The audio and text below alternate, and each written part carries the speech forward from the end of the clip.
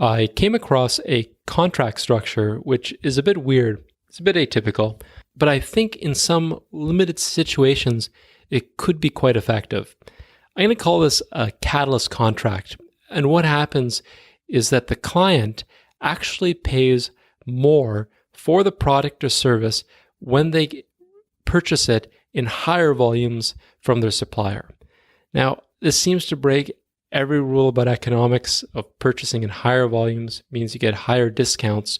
But one of the purposes of such an arrangement could be to incentivize your supplier to have a higher volume of that quantity available for purchase if they are the rate limiting step. Let's give an example.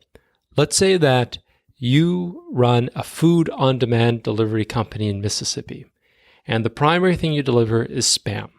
And the only producer of Spam is the Spam Corp.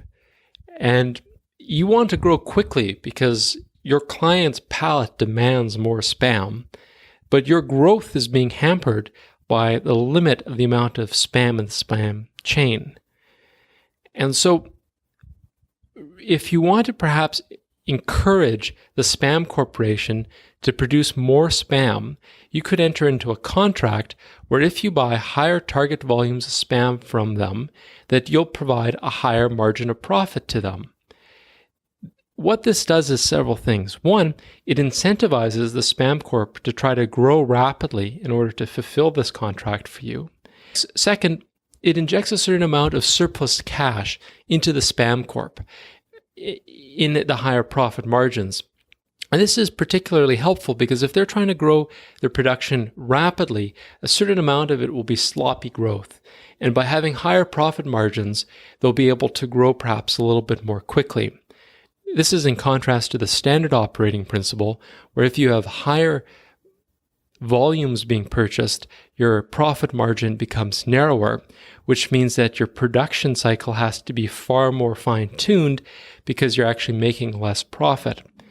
But if you have a higher profit margin, it may allow you to focus more on growth rather than necessarily on a combination of growth with refinement in your process, which is a more difficult job to achieve.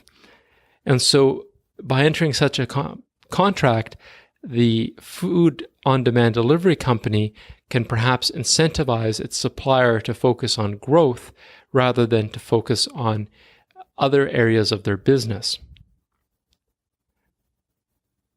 Now, obviously, if there are other companies you could purchase these inputs and supplies from, this contract doesn't make much sense.